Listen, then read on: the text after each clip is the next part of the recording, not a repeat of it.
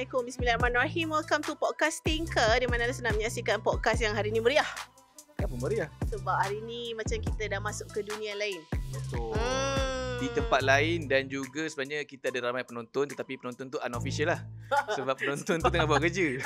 Dia sambil buat kerja dia dengar je apa benda lah dia orang sembang macam tu. Alright, sebelum tu kalau anda nak tengok Podcast Tinker boleh tengok dekat TV pada pukul 8 pagi hari Selasa dan juga Khamis. Nak tengok dekat YouTube boleh tengok dengan namanya Podcast Tinker, dan kalau dengar sahaja boleh dengar dekat Apple Podcast, Google Podcast, Spotify dan juga Short. Dan kalau kat Spotify Dah boleh tengok. Dah boleh tengok dah. Dah boleh nampak dah. Kita orang silang kaki macam mana apa semua dah boleh nampak dah. Cakap pasal nampak. Selalunya bila kita tengok animasi dekat Malaysia ni, tak kisahlah animasi tu TV berapa ke, siapa yang buat ke, kita selalu dengar suara saja dan animation tu yang gerak-gerak. Betul. Tapi kali ni kita bawa kelainan sikit. Alright. Kerana suara dengan muka tu kurang akan terkejut. Betul. Suara dia macam macam tu kan. Tapi bila tengok orang dia, dia pegang watak suaranya, dialih suara untuk satu watak ini, dan Syafa akan bagi dialog satu watak dialog ni. Sebab Syafa suka dialog watak ni sebenarnya. Taklah kau lah. Kau dah sebut tadi. Okey lah, saya buat Kita ni kreator dia tau. Saya akan cuba tiru suara watak tu. Okey. Sayalah Papa Kebenaran. Jangan sangkakan buaya tiada di sungai, kerana sayalah buaya itu. Kita bersama dengan tak, lain. tak boleh janji. Lain. Kita bersama dengan kreator Mekamato Bobo Boy. Kita bersama dengan Abang Nizam. Terima kasih Haikal, terima kasih Syafa. Yes, thank you for having us. And then mana yang tak tahu sebenarnya kita panggil abang lah ke abang lah. Kita nak macam encik ke abang? Abang. Okay. Jadi panggil Nizam boleh direct sebab kita semua lebih kurang lah. Dia series lah kita semua kan. Series Tadi dia cakap dia macam tua daripada kita. Lepas tu sekarang nak suruh kita panggil nama je. Okay, kepada anda di luar sana, mana yang familiar dengan karakter yang unik dekat dalam kartun Boboiboy Boy, ada satu karakter ni namanya Papa Zola. Jadi dalam masa yang sama juga kreator kepada Boboiboy Boy dan juga Mekamato yang dah keluar dekat Pawagam ni, dia juga suara Papa Zola tu. Macam mana yang Haikal tiru tak jadi tadi. Okey lah, mungkin umur kecil. Ya ke? Bukti kan. Okey, boleh lah. Akulah Papa Zola, musuh kejahatan, kekasih kebenaran.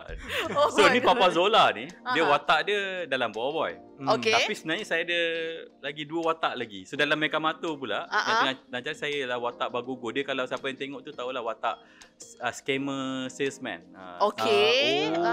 Dia suara dia dah dengar ke? Boleh. Ayo. Dia kata, "Ya bang, apa nak beli apa ni bang?" So itu suara Bagogo scammer lah. Dia sebenarnya production tu, ialah kita buat animasi, harga mahal. Lepas tu kan, lepas tu nak jimat kos, jadi kita ambil suara-suara kita je lah. Betul. Itu antara soalan yang saya selalu tanya. Sebab saya tengok ada animasi, boleh ke sebut kompetitor? Boleh? Tak ada masalah. Macam tengok Upi Ipin, tengok Boboiboy juga. Bila tengok-tengok kan, nama orang yang buat dengan nama yang alih suara, orang sama ke? Orang yang sama? Mesti tak ada bajet. Ya, betul. Sebab macam animasi ni, kalau kita tengok kan, dalam dunia berapa negara je yang boleh buat animasi. So kalau kita tengok macam list filem animasi dunia, 30 je setahun. Kalau filem live action, 1000. Sebab tu sebenarnya animasi sangat susah ni buat. Memang highly technical. Dan sebenarnya rumpun dia kecil. Macam tadi kompetitor Upi Ipin kan. Saya daripada Laskopak kat Upi Ipin kat dulu, masa awal dulu.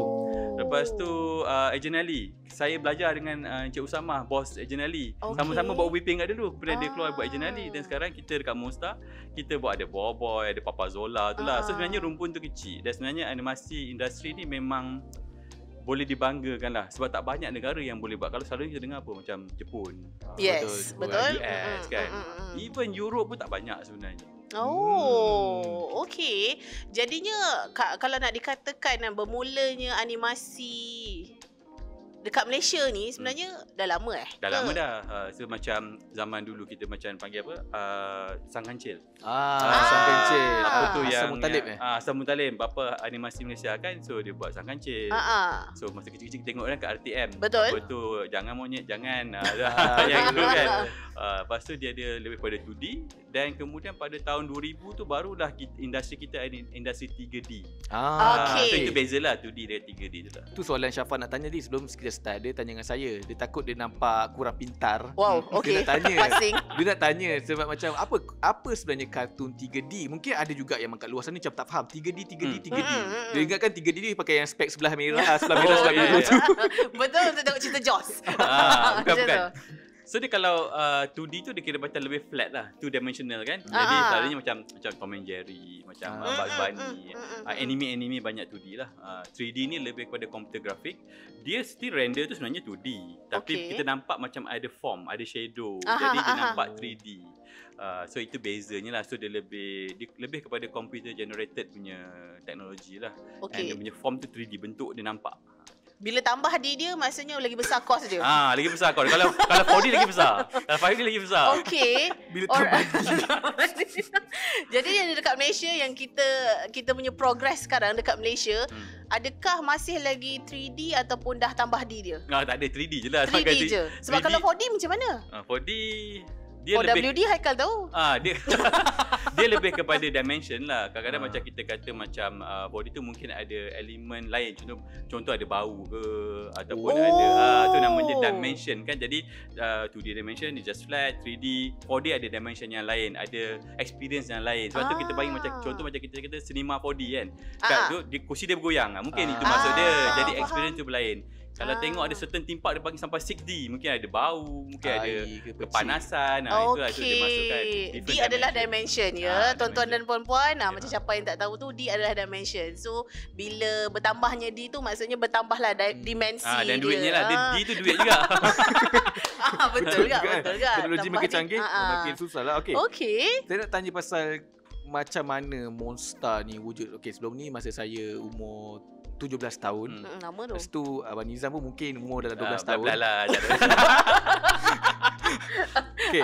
Zaman itu Upin Ipin baru keluar. Kan? Lepas tu macam mana Abang Nizam pun cakap Abang Nizam kerja dengan syarikat Upin Ipin, Les Kopak.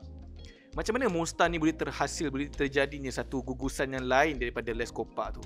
Ke sebab dah macam aku boleh buat sebenarnya ni seorang-seorang. Dia sebenarnya kita start daripada zaman MMU dulu. So kalau tengok zaman pada masa dulu kan dia ada kita ada Multimedia University. Jadi kat situ saya dulu suka sangat grafik dengan web design. Zaman-zaman MRIC dulu. So kita orang ni yang suka bahagian grafik ni dah berkumpul dulu dekat dalam alam maya lah panggil sekarang kan. Kemudian jumpalah member yang suka benda yang sama. Tapi nak belajar lebih pada graphic design, web design. Cuma pada waktu tu kita kata kalau tak boleh nak belajar sendiri. Jadi masa tu universiti yang ada ialah Universiti Multimedia. Masa tu choice tak banyak, sikit aja. Jadi salah satu ialah Multimedia University kat Cyberjaya. Jadi saya dan kawan-kawan saya masuk ke situ lah. So kat situ yang kita belajar pasal graphic design, fotografi. Cuma teringin nak belajar 3D. Cuma 3D ni waktu tu sangat baru kat dunia pun sangat baru.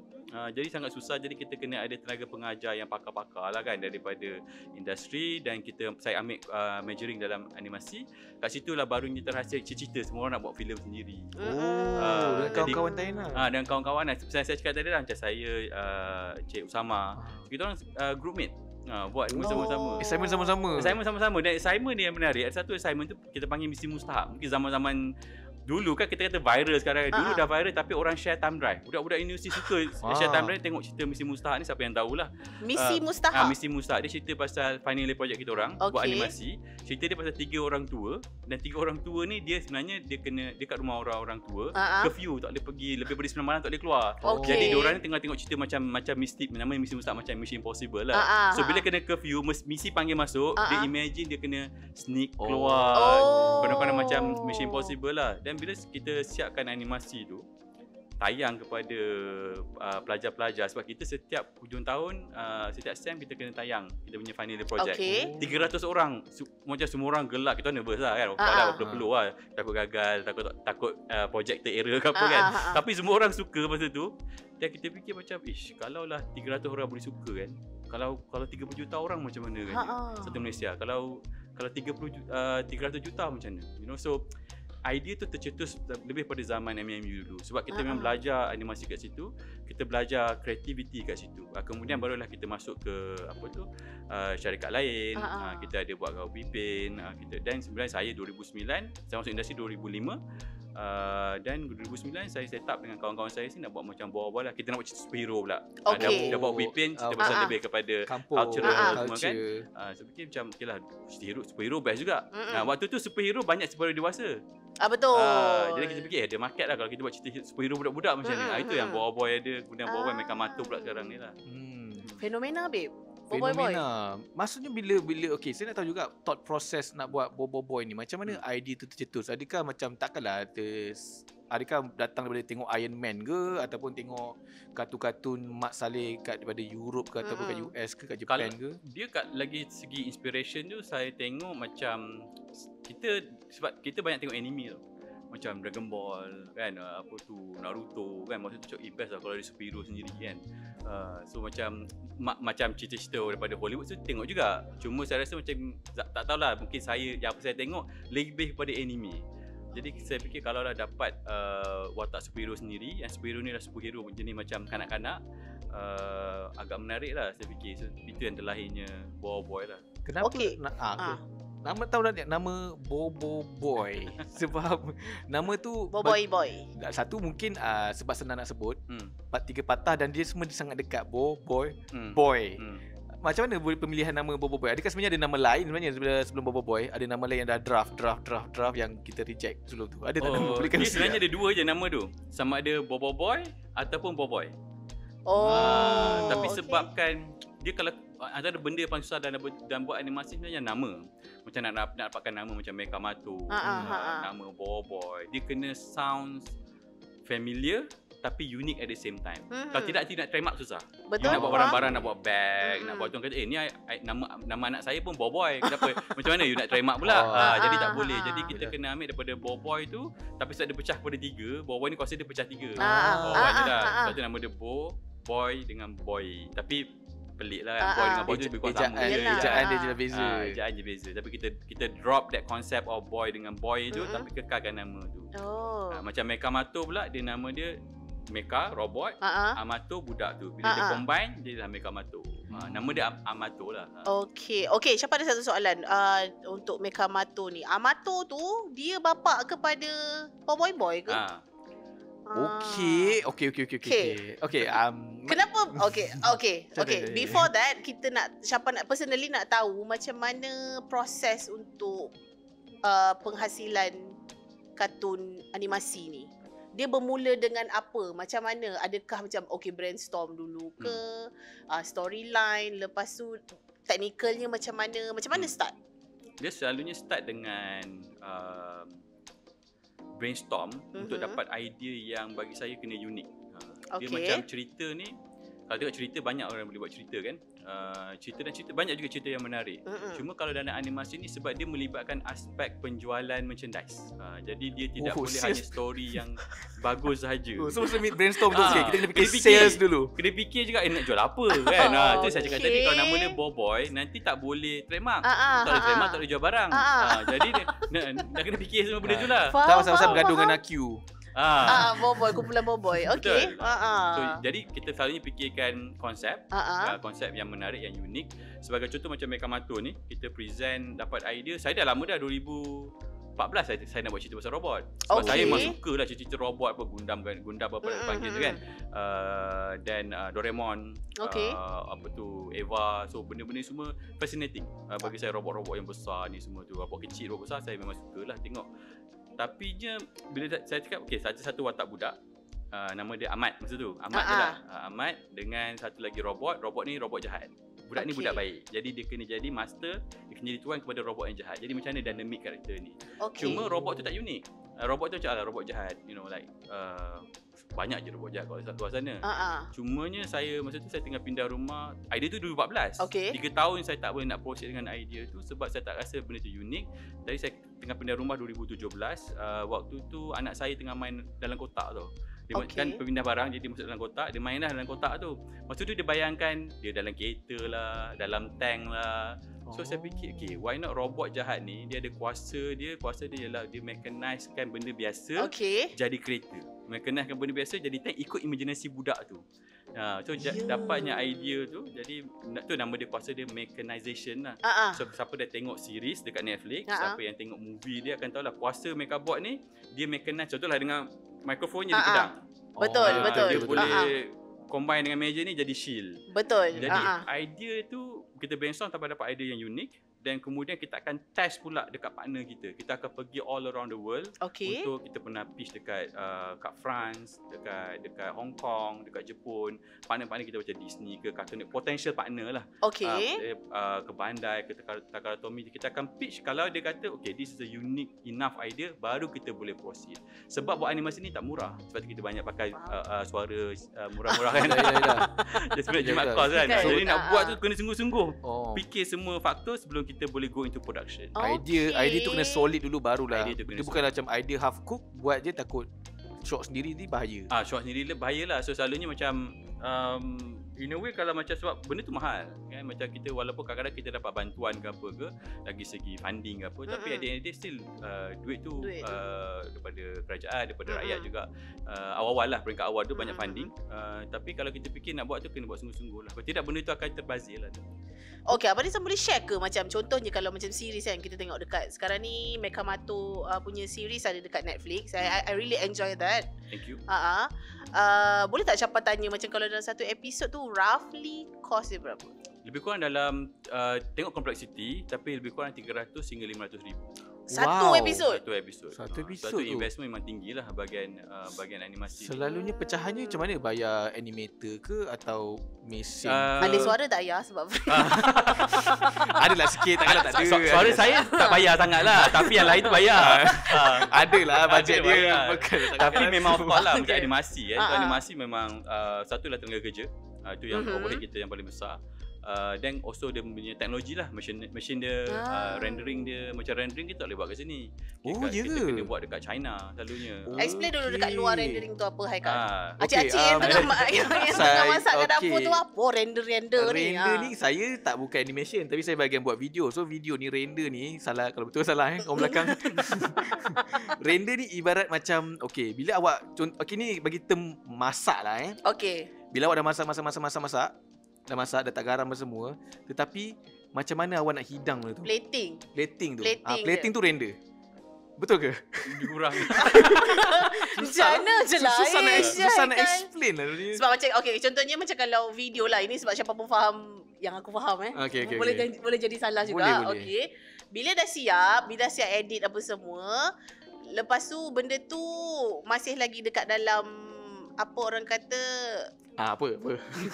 Masih lagi dalam keadaan yang baru selesai diedit. Jadi untuk hasilkan dia ke dalam satu lagi format yang macam dah boleh keluar dekat TV, boleh tengok boleh sebagainya.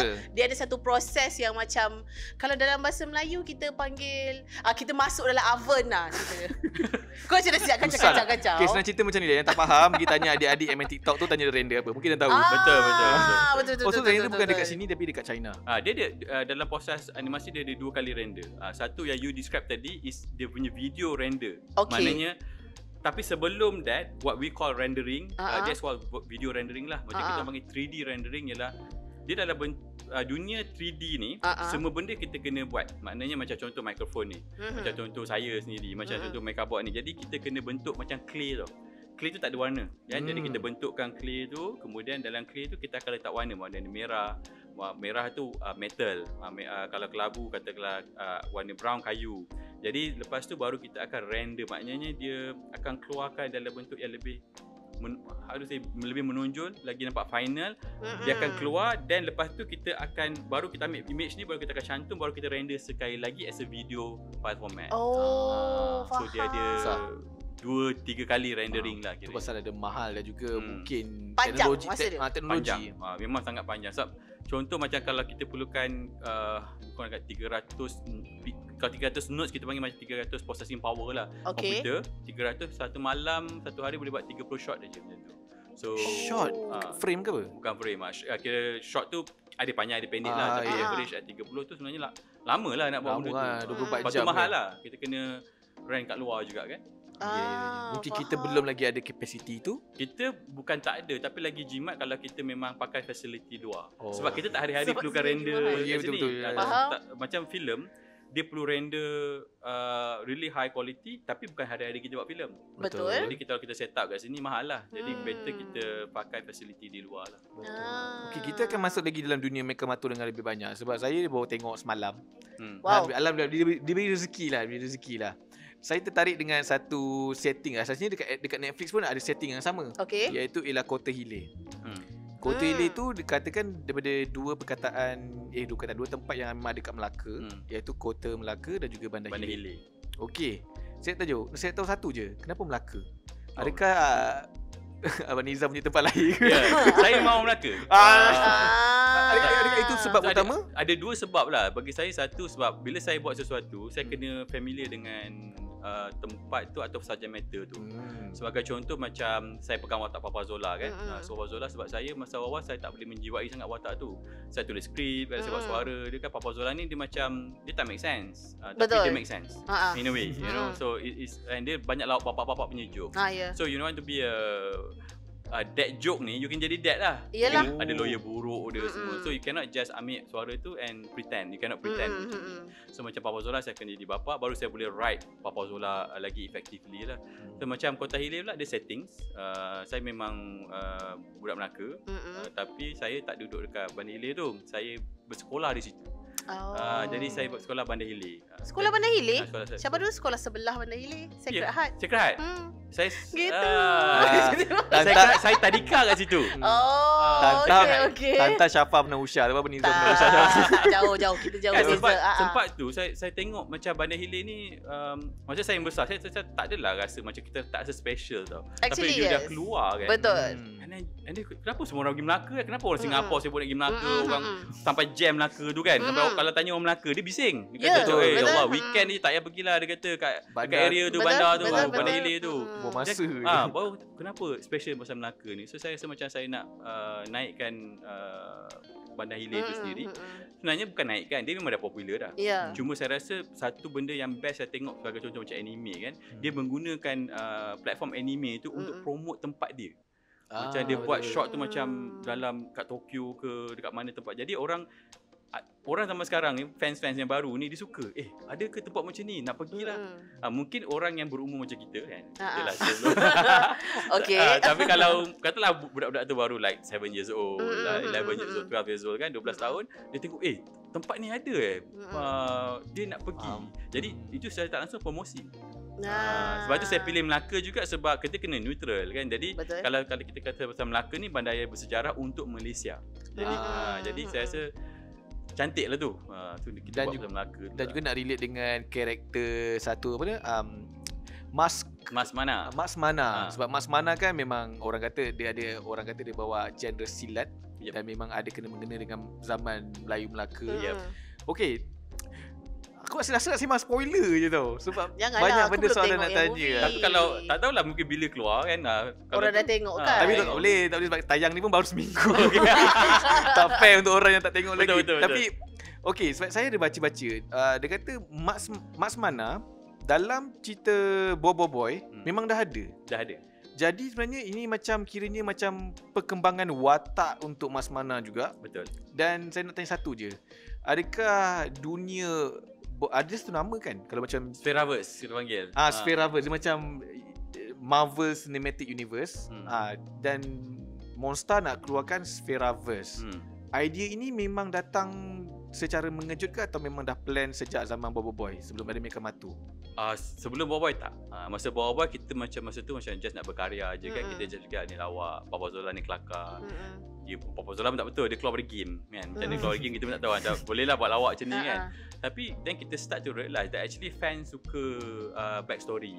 Dia suka kalau benda tu berkait. Dan saya rasa itulah satu cita rasa yang baru yang banyak dibawa oleh Marvel dengan DC kan. So macam saya sendiri dulu masa kecil-kecil pun, walaupun saya suka anime, saya suka Dragon Ball, tapi kawan-kawan saya banyak yang follow juga tentang Marvel, DC waktu tu. So saya tengok macam diorang punya penceritaan dia berkait. Sebelum MCU lagi pun memang berkait. Naruto pun berkait kan. So saya rasa macam bila kita buat Bobo Boy tu, what if kalau Bobo Boy ni berkait dengan next animasi ni. What if dalam dunia ni ada satu lagi macam watak nama Mas Mana.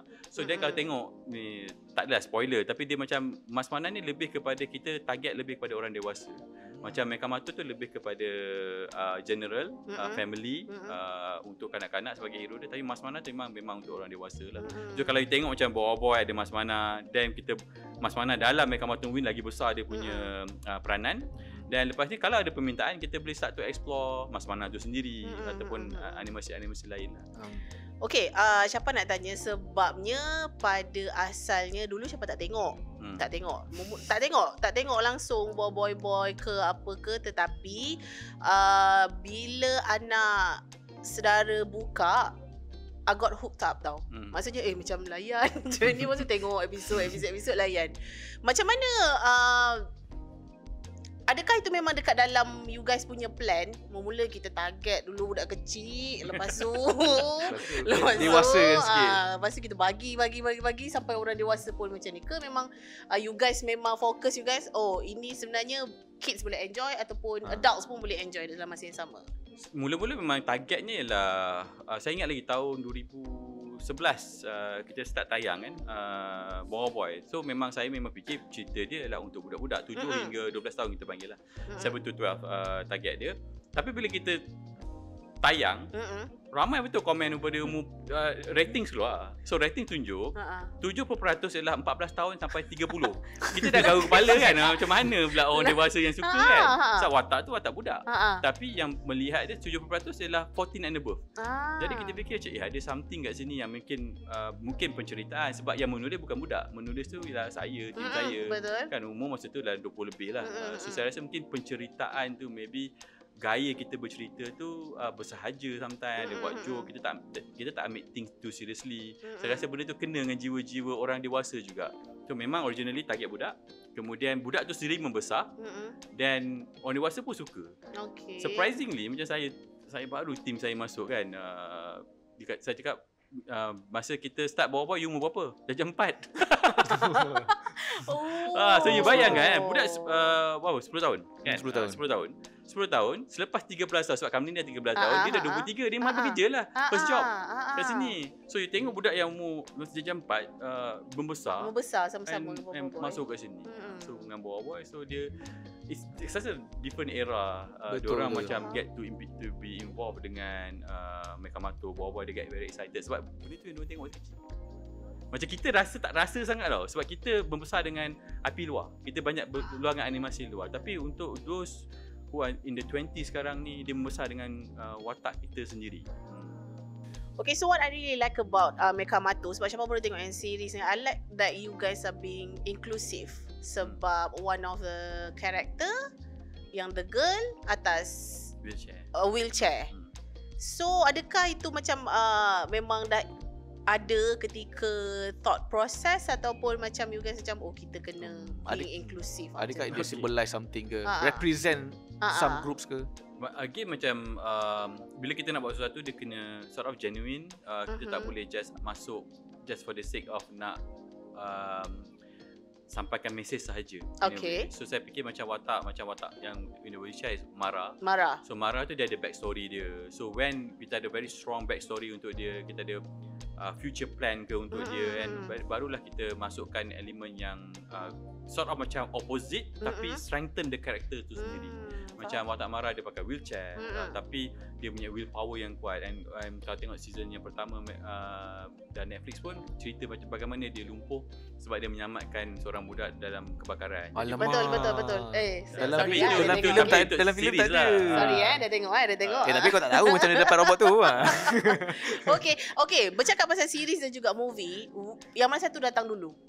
Movie datang dulu. Sepatutnya. Sepatutnya masa tu 2019 lepas Boy Movie 2, so kita memang nak buat Mekamato lah. So Mekamato pada waktu tu memang kita nak buat actually idea dia series. Cuma masa tu saya orang kita punya partner macam Shaw pun tanya, dia kata you guys tak ada movie ke? Dia kata tak ada. Gitu. Saya tak mewakili Shaw.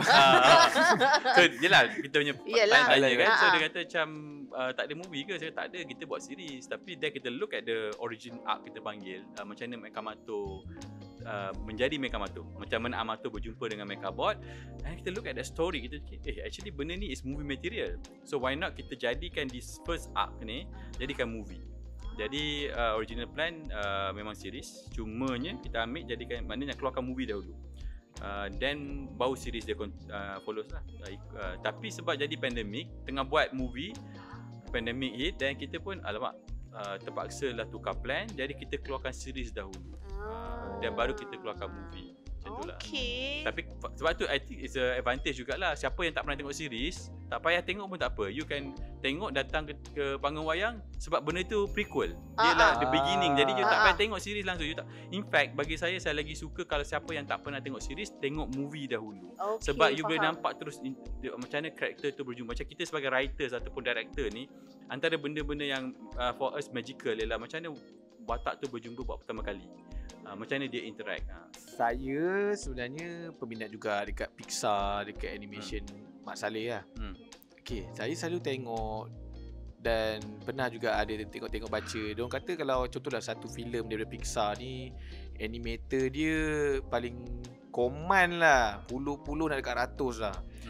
Berapa orang tenaga kerja sebenarnya untuk menyiapkan, kita ambil filem lah, filem Mekamato ni, berapa orang sebenarnya tenaga kerja untuk siapkan daripada A to Z, dan kenapa dengan jumlah itu mungkin lagi kurang daripada Pixar, tetapi kualitinya seakan sama level?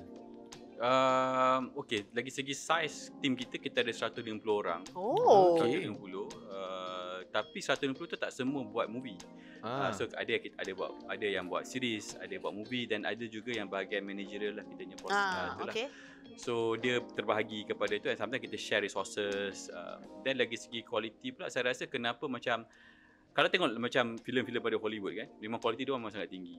Bajet dia memang sangat tinggi. Memang, and then dia punya software mereka gunakan, ada yang specialized punya software. So kita nak menandingi tu, dia sebenarnya kalau tengok mata profesional mungkin akan nampak beza dia. Tapi mata orang biasa dia kata macam lebih kurang feel dia. Macam saya lebih kurang orang biasa kan nampak lebih kurang. Tapi sebenarnya benda itu lebih kurang lebih kepada pemahaman art, bukan teknologi. So kalau kita tahu macam mana the rendering technique, macam mana penggunaan effects dia, macam mana nak nampakkan tekstur ni cartoony tapi sort of realistic at the same time. So benda tu kita kena banyak belajar lah. Tapi lagi segi macam persamaan tu, satu lagi lah software ataupun teknologi 3D ni, makin hari semakin lama dia semakin dia macam ada dah masa diminishing return kan. Dia dah sampai satu tahap, you buat macam mana pun dia punya perbezaan tu tak tinggi sangat. Tapi cost nak nampak yang berbeza 5% tu sangat mahal.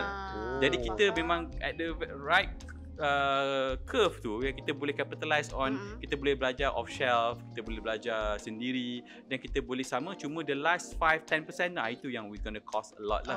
So kita punya perbezaan tu mungkin dari segi mata kasar. Saya tak kata mata profesional lah. Mata profesional akan nampak lebih beza, lagi banyak beza lah. Tapi mata kasar dia akan nampak macam lebih kurang, feel dia lebih kurang. Dan sebenarnya benda tu kita tak ambil, kita tak adalah kata macam kita nak lawan dan sebagainya. Tapi banyak komen orang kata macam bukan daripada Malaysia sajalah. Macam kita sekarang ni Mekamato juga di Jepun. Bila komen-komen daripada orang Jepun kata dia kata sama macam Hollywood. So kita tahu level tu tak sama, tapi bagi mereka macam rasa sama. So bagi kebanyakan orang biasa dia rasa macam benda ni is good enough. Especially kat Jepun, sebab mereka ni Jepun ni dia tengok macam you boleh buat 3D Malaysia boleh buat 3D is amazing, sebab dia lebih daripada 2D. Dia lebih dari anime kan. So macam level dia bagi dia lah, negara kita ni teknologi 3D ni dia kata sangat tinggi.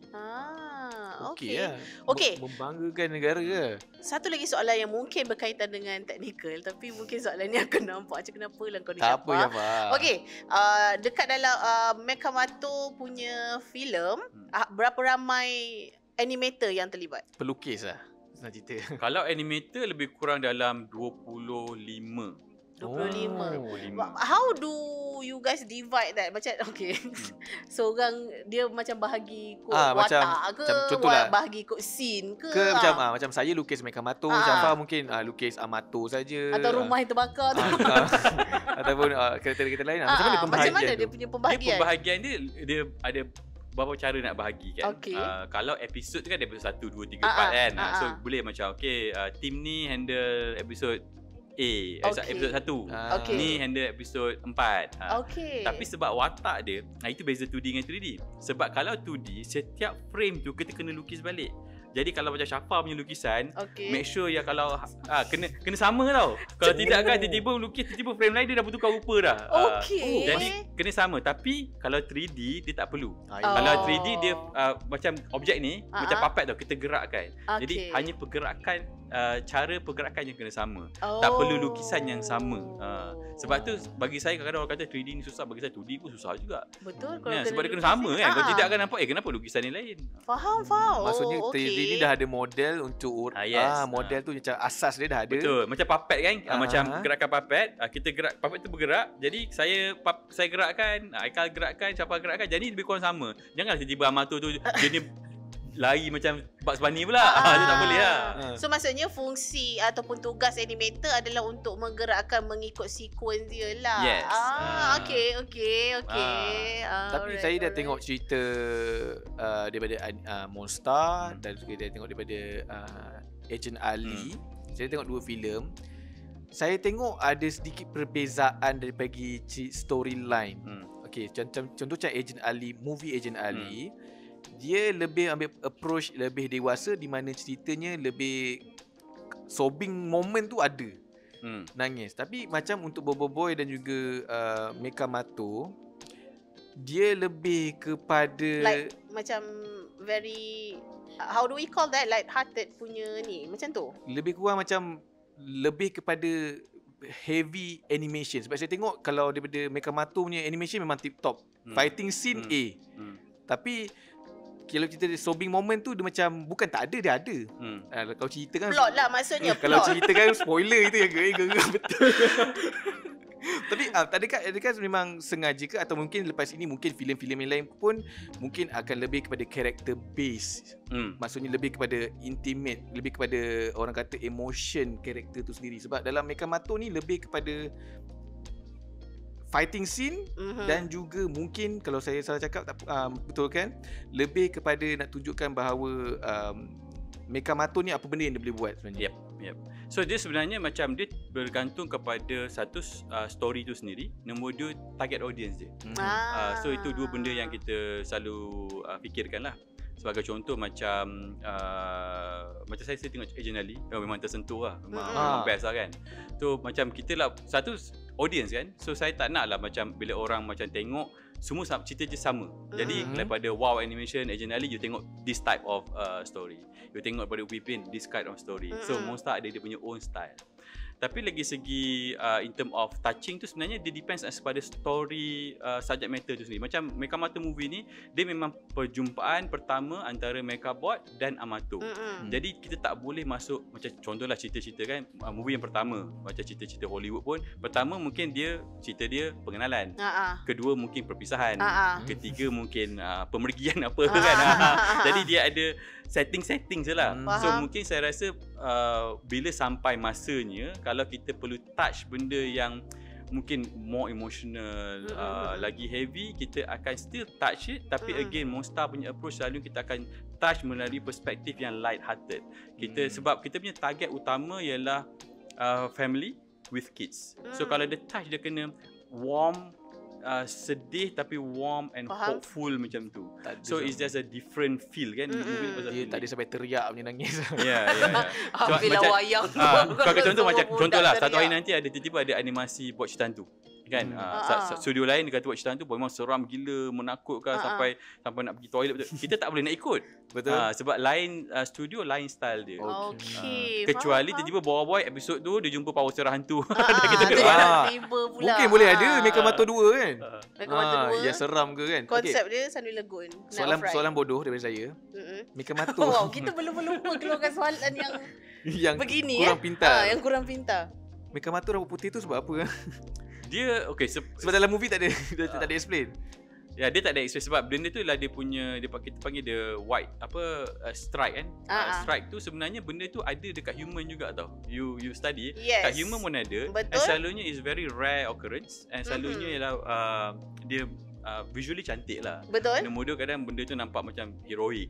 Jadi kita nak menyamakan macam boy dia pakai topi. Jadi bila buka topi you akan nampak stripe dia. Warna putih tu. Jadi kita tahulah dia lineage yang sama. Nak relate balik sebab ni bapak boy. Okay, that's clever. Bila berebut Tak, the fact that this whole production is being very detailed on this is like macam something yang macam siapa rasa macam interesting, very interesting. Ke memang kalau buat animation memang kena detailnya? Tak juga, tapi sebab kata ni kita buat animation kan, so we cannot take things for granted. Macam sebagai contoh, kalau dalam penulisan skrip dia cakap okay watak ni begini, kelemahan dia macam ni, okay that's one depth lah. Tapi bila buat animation sebab this is not a real character, jadi you kena define dia betul-betul, and apa connection dia dengan watak yang lain kalau ada you keep the door open ke tidak, you closing certain door, and benda tu secara tak langsung saya rasa dia create a good dynamic untuk karakter ni lah, to have relationship with each other, to have connection either in the past or in the future. So benda tu automatically saya rasa macam bila kita buat tu dia bersambung-sambung pula. Faham. Dan sebab tu kita ada Spheraverse. Kita ni Spheraverse maknanya kalau macam Boy dia kait dengan Matu. Dan Boy dalam Boy ada Papa Zola. Papa pula ada Pipi. Dia ada Pipi. Dan ada pula ada watak-watak lain macam Mas Mana. Is also dalam Mekamatu. Kalau ada kesinambungan atau permintaan yang baik, kita dah ada story untuk Mas Mana tu sendirilah. So kita ready kan banyak. Kadang-kadang kita write, kita macam saya suka dapat idea saya akan tulis dalam library saya. So kalau ada permintaan baru saya akan masuk balik ke, kita panggil dia idea vault lah. Okay. Kalau kita masuk tu Fah, saya je. Idea vault tu kan. Macam gitu je kau berani je cerita kalau kita dapat masuk. Tak adalah sebab Nizam dah share kan mesti ramai nak masuk dalam vault tu. Tapi selepas kejayaan Boy 1 dan 2 dan Boy 2 juga memecahkan rekod yang sangat besar dalam kutipan tiket 30 juta kalau tak silap. 30. Expectation Abang Nizam untuk Mekamatu the movie kali ini. Itu saya susah saya nak jangkakan sebab satu dia lepas pandemik. Lepas tu saya tengok filem kan ada yang macam Mak Kilau kan 100 juta kan. Ada yang macam dia macam yang tinggi-tinggi betul. Kalau yang kadang dia bawah sangat, orang tak beri wayang pula. Jadi kita tak tahu apa nak sangka kan. Cuma saya harapkan sekurang-kurangnya macam kutipan Boy lah. Sekurang-kurangnya sekurang-kurangnya 30 juta lah. Sekurang-kurangnya kalau berjaya lah. Kalau tak pun bagi saya macam dia satu animasi baru. So animasi baru saya nampak macam early ticket sale, nampak booking nampak macam okey. Sebab orang pergi ke masa cuti sekolah kan. So saya nampak hopefully tu berjaya lah. Cuma saya cakap kat tim saya sebab kita daripada Malaysia kan, sebenarnya orang kata wildest dream lah. Kita nak buat animasi kita untuk orang di luar tengok. Macam orang di Korea, di Jepun. So bagi saya kalau kita dapat collection yang tinggi di Malaysia, dia baru satu permulaan. Whatever collection number dia, bagi saya itu hanyalah permulaan. Sebab kita nak orang Jepun tengok watak kita tau. Kita nak orang Jepun tengok kita punya budaya tau. Macam dalam Mekamatu dia makan karipap, dia tahu setting. Saya nak dia macam lepas tengok Mekamatu movie nak pergi Melaka lah. Nak makan karipap lah. Sebab tu kalau tengok industri saya suka macam industri Korea kan. Korea dengan K-pop dia, dengan K-drama dia panggil K-wave. Japan dia ada dengan dia punya anime dia. Sebab benda ni sebenarnya yang benefit bukan syarikat seperti Monster. Sebab kalau popular pelancongan yang dapat, kita tak ada bisnes pelancongan. Betul. Kalau karipap, kita tak ada meniaga karipap. Kita tak meniaga karipap kan. Kalau sales naik karipap tu bukan dapat, kita tak dapat apa-apa. Betul. So saya sangat bercita-cita lah kalau boleh benda tu nak jadikan macam daripada animasi yang itu yang kita pandai buat saja, yang kita tak pandai buat live action, kita tak pandai buat benda lain, kita tak pandai buat benda yang mungkin orang lebih hebat daripada kita kan. Tapi dari animasi ni saya kalau boleh kita nak export. Daripada ekspor dia suka watak tu, dia kenal tempat tu, dia nak pergi ke tempat tu macam kita nak pergi ke Jepun, ke negeri Korea. Jadi benda tu boleh impact ekonomi pada masa akan datang. Mungkin kita tak heran, mungkin zaman kita tengok macam apa sangat, tapi saya masa dapat pergi Jepun first time, saya pergi Museum Doraemon dulu. Saya pergi itu tempat first saya pergi. Saya lepas tu pergi Akihabara nak beli merchandise je. Sebab bagi kita mungkin tak heran, tapi budak yang sekarang ni berumur mungkin 7 tahun, 10 tahun, yang 15 tahun, mereka akan get impacted. Kita pun ada fans kat Jepun dan hopefully diorang ni yang akan nak datang ke sini. Sebab saya rasa animasi ni adalah satu benda yang antara benda yang Malaysia yang good at. Macam bukan setakat Monster, kita ada Wow Animation, kita ada Lascopa. So these are high quality macam saya cakap tadi. Dalam dunia berapa banyak sahaja negara yang boleh menghasilkan animasi. Cuma kita dah biasa. Kita rasa macam normal lah. Kita anggap kalau kita pergi ke negara lain macam ada industri. You pergi negara lain, you pergi ke negara-negara jiran kita, you tengok berapa ramai negara, even negara yang maju yang mempunyai industri 3D animasi. Tak ramai. Yang besar memang Hollywood, Japan. Some countries in Europe, China. Lain I would say almost tak ada. Okay. Ni wildest dream juga. Kalau kat luar, contoh Dragon Ball, dah ada live action. Kan Sonic lah apa benda kan. Di sinilah masanya untuk Haikal lah. Action. Seperti biasa. Wildest dream lah. Tak kisahlah Boboiboy ke Mekamato ke. Ada tak pernah terbincang dekat dalam dengan grup, kita try lah buat live action Boboiboy. Ada pernah terfikir ke? Atau rasanya macam bukan masanya lagi? Kita pernah discuss. Of course idea ni akan tercetus lah. Macam kita buat macam baru ni buat meletup kan, buat dia combine dengan Mekan Nabil. Kita buat Mekan Nabil nak kan, kepada team kata benda tu it's not something that for now kita tak rasa kita mampu buat. Sebab benda bahagian CGI, bahagian live action ni satu cost dia, animasi rumit, tapi something yang kita dah cuba master dah lama buat. Cuma bila perfilman tentang handle actor, kita tak pandai. Satu lagi ialah kalau kita nak masuk ke live action, dia kena universal. Itu perbezaan saya suka tentang animasi. Sebab animasi you buat kat Malaysia, orang tak tahu pun daripada Malaysia. Orang tahu produk Malaysia mungkin kalau dia cari, tapi dia tak nampak macam ni orang Malaysia lah, ni orang tapi kalau kita buat watak kita, of course filem kita pun bagus juga, cuma dia akan nampak very set one negara or geography. US can do that sebab US dia universally accepted. Sebab dia macam kita dah biasa kan dengan Hollywood, jadi kita terima. Tapi kalau kita daripada tu, dia agak bukan tak kata impossible, Michelle Yeoh berjaya, tapi dia bagi kita susah, kita tak pandai lagi. Mungkin orang lain boleh buat, kita belum lagi lah. Tapi future insyaAllah. Betul. Impak dia. Mungkin lah dari Jepun juga tu, boleh lah.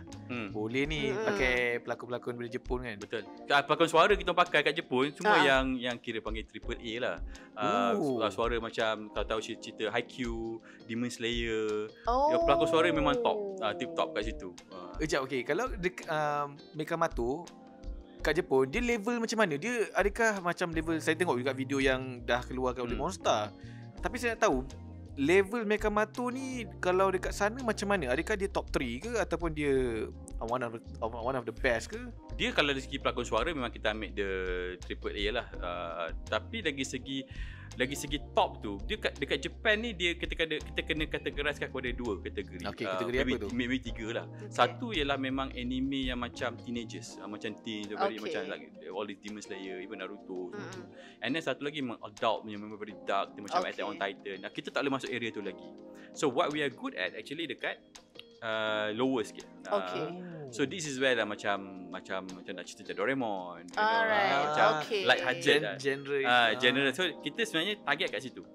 So macam kita kalau nak lawan yang tu agak susah sebab memang diorang dah sangat biasa dengan 2D and penceritaan mereka berat, kompleks kan. Kompleks. Kita tahu, saya rasa writer kita boleh buat, cuma kenapa kita buat untuk orang dewasa yang banyak choices. Kita sebagai orang dewasa kita banyak choice tau. Kita boleh tengok cerita live action, kita boleh tengok variety show, tapi untuk kids you bayangkan, kids tak banyak choice. So animation ni bagi saya memang lebih ke arah kids lah. So dari segi kalau tengok macam hari tu kita dapat Tokyo Anime Award, dia ada voting.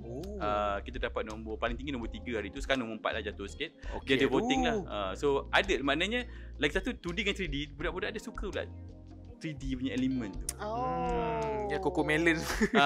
So dia main 3D kan. Yes. Dia nampak real. Okay, bila dah sampai ke Jepun ni, dah nombor 4, Alhamdulillah. Pencapaian terbaik tu. Yalah, tu banyak kena usahakan lah. Tapi vote-nya pun orang Jepun, ada orang Malaysia juga. What's next for Monster? Mungkin yang boleh bagi tahu sekarang, ataupun mungkin boleh lepas keluar meeting tadi boleh bagi tahu. What's next for Monster after Mekamato? Apa perancangan Monster lepas ni? So So Monster lepas ni memang kita, sebab kita dah ada Boa Boy, kita ada Mekamato, dan kita akan tengok macam mana penerimaan orang tentang Mekamato movie dulu. Macam saya rasa indication awal nampak macam orang want us to continue the series. Mungkin ada permintaan tentang Mas Mana. Mas Mana mungkin tone dia different sikit, tapi kita dah ada watak macam Papa Pipi. So memang kita punya next ialah ke Papa Pipi lah. Okay. Live action pula. Maksudnya movie? Dia series sekarang ni. Untuk Papa Pipi ada series, tapi ada juga idea kalau boleh jadi. Tapi nak buat movie dia kompleks sikit tau. Sebab movie ni idea dia kena kata orang dewasa mesti nak tengok juga. Kalau tak dia macam cerita macam kartun hanya untuk kanak-kanak tengok, dia susah sikit kita nak dapat collection. Sebab kebanyakan orang yang pergi ke wayang ialah orang dewasa. dan orang yang berfamily. Kalau kids dia tak akan pergi seorang-seorang. Kalau TV you buat tu dia tengok je sendiri, tak payah ada apa. Macam kita kalau buat cerita untuk ke pawagam ni, dia mesti sekurang-kurangnya mesti family base. Dan ada elemen untuk orang dewasa tu lah. Okay.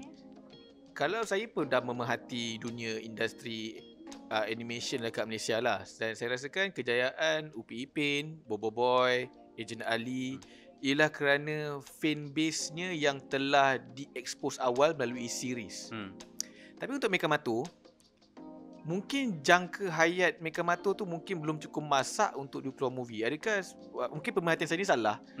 Tapi adakah itu sebenarnya macam gamble? Maksudnya kalau macam ni, Bobo Boy kita bagi kau orang tengok series dulu, biasakan familiarize with the character, and then kita buat movie, and then boom, meletup. Tapi Mekamato ni masa dia agak singkat sikit untuk kita manjakan dengan series ni. Betul. Adakah itu antara faktor risiko yang diambil oleh Monster untuk Mekamato? Ya betul, memang itu memang risiko yang sangat besar lah. Sebab macam Bobo Boy kan dia 5 tahun, daripada 2011 sampailah ke 2016 baru keluar filem dia. Dia dah ada fanbase yang kuat, orang dah kenal, baru kita tayang. Mekamato ni baru keluar setahun lepas. 4 hari bulan 12. Itu pun keluar kat Cartoon Network. Dia bukan yang macam free TV, dia tak luas. Jadi kita bila kita nak buat itu, tapi sebagai bisnes, kita mesti tengok cara-cara yang baru. Macam mana kita nak marketkan filem kita, macam mana kita nak, sebab setiap perkara tu dia ada cabaran dia. Setiap benda yang kita buat mesti ada cara dia. Sebab mula kita risau juga kan, macam Bobo Boy dah lama kan, tapi kadang-kadang kita tengok filem kan, filem tu tak pernah kenal. Sebagai contoh, saya suka Pacific Rim. Saya tak pernah kenal. Tapi orang pergi tengok bagaimana. Sama macam animasi. Jadi kalau kita fikir macam tu, maknanya mungkin marketing. Mungkin clever strategi. Jadi benda tu yang saya rasa sebagai syarikat, kita ambil cabaran tu untuk kita belajar. Kalau tidak, setiap kali nak buat IP baru, 5 tahun. Betul. Kedua, 5 tahun. Saya dah umur 60, baru 3 animasi kan baru buat kan. Itu kita tak nak, kena cepat sikit lah. Resume tak cantik cantik. Lama kan, 5 tahun. Okay, alright. Tapi berikan 3 sebab kenapa penonton dekat luar sana yang tak tengok lagi Mekamato kena tengok Mekamato the movie. Okey, yang pertama, cerita ni memang kalau untuk yang berkeluarga lah, yang berkeluarga ada anak, memang kena bawa sebab benda ni ialah sangat dekat dengan kanak-kanak. Dia punya kuasa mechanize dia. Dia memang play dengan imagination budak-budak lah. Kalau tanya budak-budak memang dia nak sangatlah tengok Mekamato ni. Tapi kalau you orang dewasa pula, you also kena tengok sebab ada something for you. So bila kita buat Mekamato movie ni, kita faham yang pergi ke wayang ialah orang dewasa juga. Jadi sebab tu ada yang Mas Mana, kita nak spoil tu, kita nak cakap tu, ada part dia dekat situ lah, Mas Mana. So dia ada Mas Mana kat situ. Nombor 3 saya rasa ialah untuk menyokong industri animasi kita. Sebab industri animasi kita 2019, 3 filem ni, Upin Ipin Kerasan Tunggal, kemudian Bobo Boy Video dan Agent Ali, collection tinggi dan kita boleh pergi lebih jauh. Cuma walaupun tinggi mana pun, kita masih memerlukan sokongan tu, modal tu untuk kita pergi ke luar negara. Sebab bila kita ke luar negara, marketing akan lagi mahal daripada production kita. Jadi kadang-kadang bukan kita nak untung kita kat Malaysia ni habis, tak. Kita ambil balik, kita reinvest untuk pergi keluar negara. So itu antara 3 sebab lah untuk kenapa kena tonton Mekamato movie ni. Soalan lagi? So far itu saja. Okey, jangan lupa dapatkan tau. Dapatkan merchandise dekat Pawagam, okey? Dapatkan merchandise. Okey, saya tanya, merchandise macam saya lepas keluar Mekamato, saya terus nak cari tau. Tapi sebenarnya nak cari kat mana? Okay, satu kalau ada di Pawagam, kebanyakan di Pawagam ada macam ada keychain, dia ada figurine, ada kat situ. Tapi produk kita ada yang dah masuk ke setengah pasaraya. Kita ada macam Mekamato, ada Meka Battle Card. Kita dalam usaha sekarang untuk kita keluarkan figura kita sendiri. Tapi kalau untuk anak-anak banyak. Dia ada beg sekolah, dia ada pencil box. Itu memang banyak lah, baju-baju memang banyak kat belakang-belakang tu. Kalau makan popcorn pun ada kan. So banyak lah kita punya. Tapi itu yang pasal Mekamato tau. Konsep dia, Mekabot tu, dia boleh combine dengan semua benda. Beg sekolah boleh, pencil box boleh, kasut boleh. Jadi untuk merchandise, hopefully sales dia bagus lah. Sebab dia memang sangat kena lah dengan produk-produk. Soalan, apa benda yang Mekabot cantum yang membuatkan Abang Nizam geli hati, mencuit hati? Yang kalau bila tengah fikir idea kan, dia kelakar ni bila gabung. Atau mungkin paling canggih atau mungkin paling wow sekali. Dia yang paling saya rasa macam geli hati kalau dia cantum dengan apa tu, penyiram bunga lah. Kan? Sebab mulut dia akan macam ke depan. And then dia tu cakap sebab dia kena keluar air je kan. Kalau lagi segi canggih, saya rasa dia kalau combine dengan rumah ke kan, how dia akan look like. Okay, itu mungkin ada kat series ke? Saya tak tengok series lagi. Belum lagi. Cuma kemungkinan kan, kemungkinan tu. Dekat series ada satu macam raksasa, macam musuh suka karaoke. Dia memang cerita dia memang dekat dengan budak-budak. Sebab tu kalau tengok Stone series, kadang orang tanya kita kan macam sama ke dengan series? Sebab series dia memang untuk tontonan kanak-kanak yang dengan keluarga. Kalau movie dia tontonan seisi keluarga dan juga orang dewasa. Jadi tonton dia sangat berbeza. Faham. Okay. Aku tengok movie, aku sebagai seorang ayah, sebelah aku seorang ayah tau. Bila ada joke-joke yang macam orang faham besar lagi, tau gelak tu, satu-satu hall tak gelak. Suara budak-budak akan macam malu. Kita lagi faham. Tapi kita nak ucapkan terima kasih kepada Abang Nizam. Semoga Mekamato akan dapat kutipan yang lebih daripada 30 juta. Sukses. Amin. Kita mengharapkan kutipan yang lebih besar supaya lagi banyak kutipan yang dapat, lagi besar kita punya industri animation akan berkembang. Betul. Sebab duit tu semuanya akan invest balik ke luar negara kan? Betul. Okey bang, kata-kata ataupun ucapan tahniah pula, ucapan terima kasih. Tahniah pada diri sendiri. Ucapan terima kasih. Mungkin ada yang tengok ni memang peminat die hard fan Boboiboy, Mekamato dan juga Monster atau mungkin animation Malaysia secara keseluruhannya. Apa kata-kata abang untuk mereka? Saya nak ucapkan banyak-banyak terima kasih kepada mereka yang menyokong Monster bukan setakat sekarang, daripada dulu lagi. Tapi juga saya nak welcome juga kepada sesiapa peminat-peminat baru. Dan sama-sama tengok Mekamato Movie yang sekarang di Pawagam. Dan juga Mekamato Series yang berada di pelbagai platform, di TV, di OTT dan di digital. Okay, itu dia. Semoga semua akan menonton bermula di Pawagam pada 8 Disember.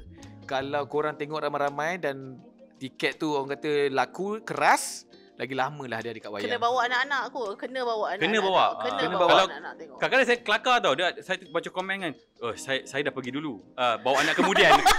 Sebab tu saya cakap fans dia, kadang-kadang fans bapak-bapak fans. Dia pergi tengok dulu sebab dia tak nak bawa anak dia. Lepas tu kemudian bawa dia kan weekend ke dia bawa anak dia. Yalah, nak bawa anak kadang-kadang tak boleh fokus.